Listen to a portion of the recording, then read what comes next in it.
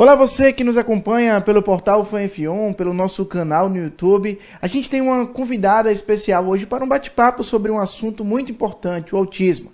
Ela é paraibana, mas há 20 anos mora nos Estados Unidos e a cada ano tem se especializado mais no assunto. Uma história que começou com uma experiência dentro de casa. Quem conversa com a gente hoje é a Neida Fussua. A Neida, seja muito bem-vinda. Essa história toda, essa especialização começou dentro de casa com o seu filho, que hoje tem 15 anos e tem o espectro do autista no nível 3. É isso mesmo? Foi bem difícil, né, a chegada do diagnóstico, até porque eu não entendi o que era autismo. Então, para ajudar meu filho, eu tive que me aprofundar. Até eu falo sempre para as famílias que para a gente ajudar a nossa criança é preciso a gente se ajudar. Então, para a gente se ajudar primeiro, para poder dar todo aquele suporte, a gente precisa de entender o que é. E o autismo é algo assim, como é que eu falo para você? Ele não é doença, ele é um transtorno de comportamento. Então é bem mais fácil você lidar com o comportamento, né, quando você entende exatamente o que repercute tudo aquilo no dia a dia da criança. Porque o que é comportamento? Comportamento é tudo. Comportamento é falar, é gritar, é comer. Então, a gente tem que entender exatamente como lidar e entender como esses indivíduos processam as informações, né? Informação, vamos supor, de escutar, né? De falar. Eu até te dou um exemplo, tá? O meu filho, sempre que eu chamava em alguns pontos, parecia que ele não escutava. Ele não me respondia. E com o tempo, observando, eu notei que a informação, a voz com ele, chegava mais lento, o processo, por exemplo. Estou falando aqui com você. Demorava para ele escutar. Então, às vezes, muita gente fala, poxa, eu chamo meu filho e ele não escuta. É porque a mensagem não chegou a ele ainda. Então, sempre quando você vê seu filho não responder, dê um tempinho, né, para que ele possa processar a informação.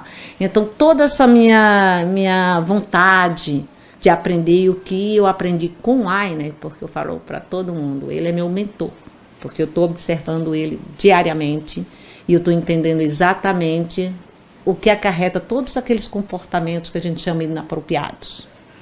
Tem criança que se comunica se agredindo, né? E muita gente acha que é dificuldade, está sentindo alguma coisa, e de repente ele só quer dizer que quer uma água, que está com sede. Então ele não sabe se comunicar, ele vai se agredir para tirar atenção, você concorda? E aí eu fui me aprofundando, e eu sou apaixonada, né, pelo autismo. E hoje eu falo assim, algo assim, bem para todos os pais, os profissionais, observem. Né, poder saber como, né, que resposta que você dá para a criança. Agora, toda essa experiência, essa vontade de ajudar não só o seu filho, mas também outras famílias, como você falou aqui, você acabou construindo um livro com tudo isso, né? Que livro é esse? O que esse livro traz? E como ele tem ajudado as pessoas, não só lá nos Estados Unidos, mas em todo o canto do mundo? Esse livro, ele fala do... eu queria fazer um livro falando sobre tudo, mas para você falar do autismo, você tem que falar de tudo. Você tem que falar de processamento sensorial, de comunicação, né? Você tem que falar de ambiente. Então eu pensei, poxa, eu vou fazer uma série, né, com tópicos. E o primeiro foi processamento sensorial. Então o livro é autismo, né? Como é que eu falo para você? A série é autismo, aprendendo a aprender com Ainer. E o primeiro livro é percepção sensorial. A gente mostra nesse livro como indivíduos com autismo sente dificuldade de ouvir, né? Como eu falei agora há pouco, da parte de processar a informação, de escutar, na parte visual, né? Você vê muita criança com movimentos estereotipados, tá? E às vezes é só o acompanhamento de alguma coisa que ele está vendo. Por exemplo, se meu filho estivesse aqui vendo, ele podia estar ali, mexendo a mãozinha, mas no caso é o processamento visual, que ele está, né, tá processando aquele tipo de informação. Então, nesse livro, a gente fala sobre tudo, dificuldade do banho, que todo mundo fala, ai, meu filho não entra no... Entender que a água que escorre é difícil, o cabelo molhado pode ser pra gente nada, é só secar. Mas para essas crianças, meu filho não consegue botar uma roupa enquanto o cabelo estiver molhado. Entendeu? É tipo, como se ou ele não pode botar uma roupa com etiqueta. As crianças falam, poxa, meu criança só quer ficar pelado. Então eu recomendo procurar ver o tipo de textura que ele mais aceita. Se é algodão, se é silk, porque isso aí influencia muito. Então é procurar saber o porquê essas crianças não conseguem, sentem dificuldade, né, em algumas. Parte de som também. Eles processam informação. Meu filho, às vezes, com o canto do passarinho, ele vai dificultar. Mas ele adora rock and roll pauleiro. Ele pode escutar a banda e ele não vai botar a mão no ouvido. Então tem que ver realmente qual o som e o processo, né, do som. E aí vem também, dentro do livro, a gente fala de seletividade alimentar. Por que meu filho não come? Por que a dificuldade? Que às vezes a gente pensa que é porque ele não gostou da comida, não. É muito mais a parte visual e a parte sensorial, ou da visão, como você apresenta a comida para a criança, em que copo, a comida, uma verdura, né, um verde, que ele não gosta de comer verde, então ele não vai comer maçã, né, que seja verde, não vai comer alface, porque ele não come verde. Então você tem que analisar o comportamento para você saber exatamente como, né, o que fazer nesse momento. Então nesse livro a gente fala dificuldade de comer, cortar a unha, porque para a gente corta a unha maior, para essas crianças ela pode sentir dor na hora que você estiver cortando a unha. Né? Então é tudo, e nesse livro a gente em primeira pessoa, né, o Ainer falando da dificuldade de comer, a dificuldade de botar uma roupa, a dificuldade de sons, né, que incomoda, e aí vocês vão entender muito mais na parte do processamento sensorial. Você transformou isso numa jornada também de palestras, né? Você já circulou alguns estados trazendo essa, inclusive aqui em Aracaju, como você bem frisou. Como é a sua rotina hoje para compartilhar esse tipo de conhecimento que você adquiriu, que você construiu com outras famílias? Hoje eu sou bem ativa na rede social, inclusive o Brasil que me estimulou, né? Quando eu tive em 2016 aqui no Brasil. Então, eu levei para o meu filho em São Paulo, levei para participar de tipo um Aras, que tinha salas para crianças andar a cavalo especiais. E eu trouxe meu filho para tentar votar. Então, os pais que viram o Ainer se comunicando com o aplicativo e começaram a falar que ele é autista, mas como ele consegue se comunicar, como é que ele consegue subir, porque até para subir no cavalo, o cara falou, eu sei que ele não vai conseguir subir a primeira vez, que tem todo um período, ele de primeira ele conseguiu, mas só com comando, com aplicativo, você, né, sobe, você tem que compartilhar isso com a gente. E eu vi o desespero e a felicidade de ver que os filhos também poderiam chegar onde a Ainer estava, no espectro. Então isso foi toda a motivação para mim para abrir essa página, e foi assim um choque para mim, porque na terceira semana comecei com o Facebook, muita quantidade de views, não falo nem para você, hoje eu tenho mais de 360 mil views no Facebook, então já estou começando a pular para as outras redes sociais também, e agora eu estou com um projeto muito lindo, trazendo para o Brasil, com parceria com a PUC, né, do Rio de Janeiro, o Sebrae, que está ajudando muito a gente para desenvolver justamente um aplicativo que começa com a intervenção, tá, da criança até o tratamento todo. Isso vai realmente mudar a história de muitos profissionais e muitas famílias, né, para trabalhar nessa intervenção junto com as crianças. Mas é fantástico, assim, estou muito feliz. Para as famílias, a gente citou aqui que a necessidade principal é perceber os sinais, perceber os métodos para se entender as respostas das crianças que têm um autismo. Para as famílias que encontram dificuldade em entender esse processo, qual é a recomendação que você, como experiente nessa área, procurar algum auxílio?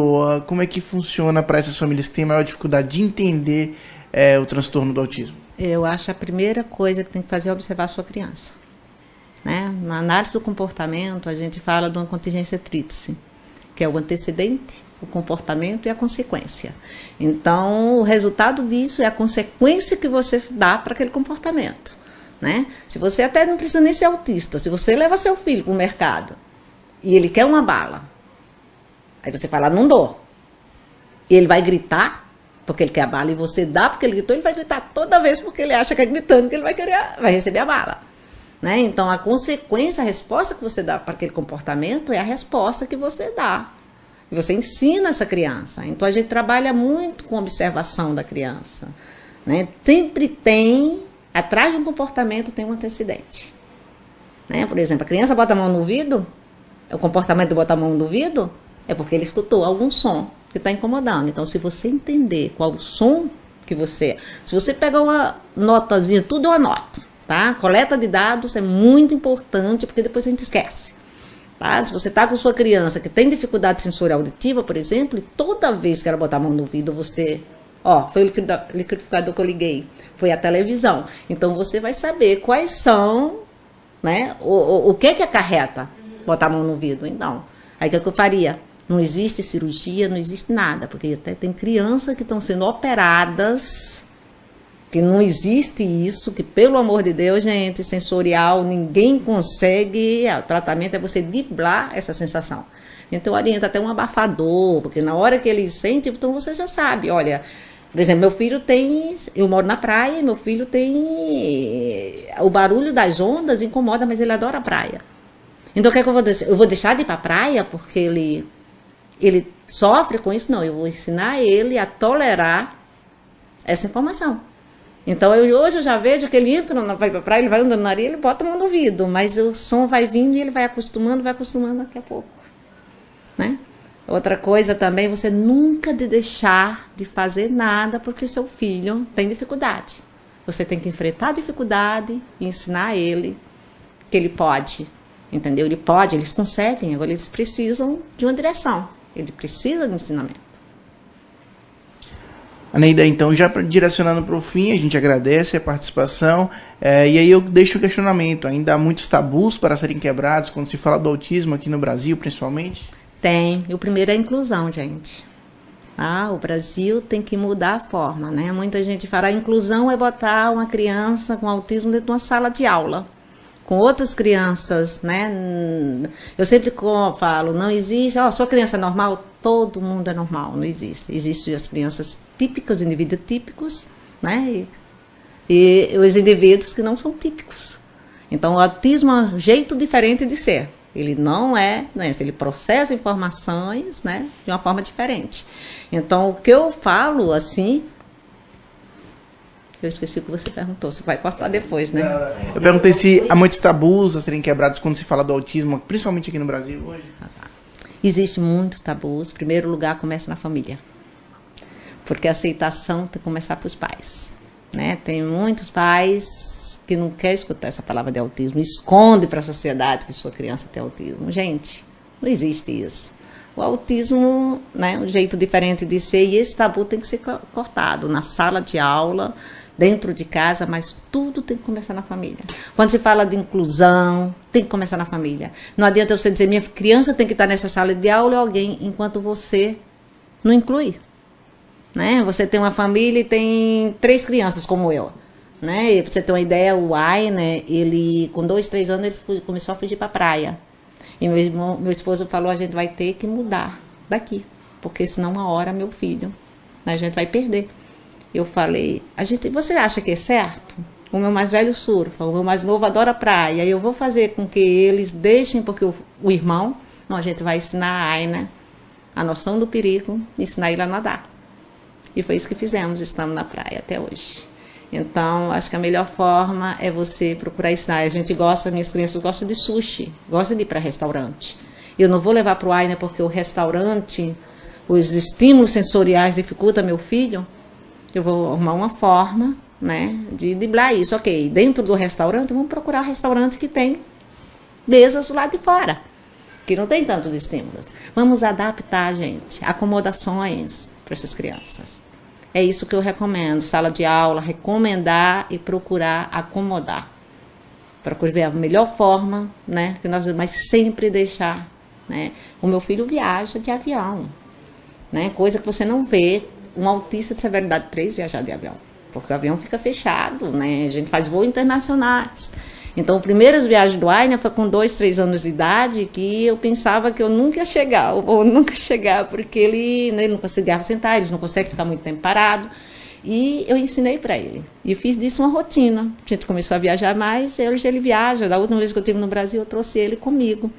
E trouxe o meu mais novo, que quando eu estava no caixa, ensinando o meu filho como lidar também com ele.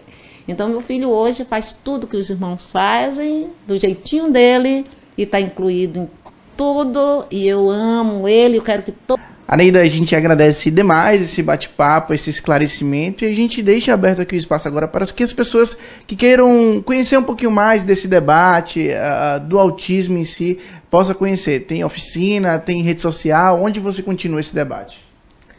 Eu estou sempre fazendo lives, tá? Faço lives abertas, respondendo perguntas, porque as pessoas precisam de um suporte, né? Para trabalhar com crianças.